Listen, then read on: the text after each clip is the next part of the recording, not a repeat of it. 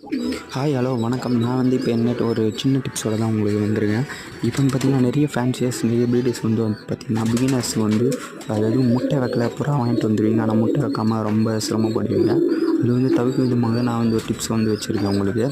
என் கூண்டு வந்து பார்த்திங்கன்னா 2க்கு 1ன்ற ஒரு அகலத்தில் இருக்குது. என்னுடைய கூண்டு பார்ட்டிஷன் 3 பார்ட்டிஷனாக இருக்கும்.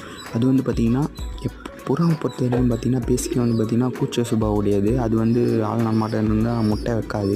நீங்கள் வந்து பார்த்திங்க வெளிச்சமாக அதாவது மறைவான இடத்துல வந்து முட்டை வைக்க ஆசைப்படும். நீங்கன்னா என் கூண்டில் நான் காமிச்சிருக்கேன் பாருங்கள்.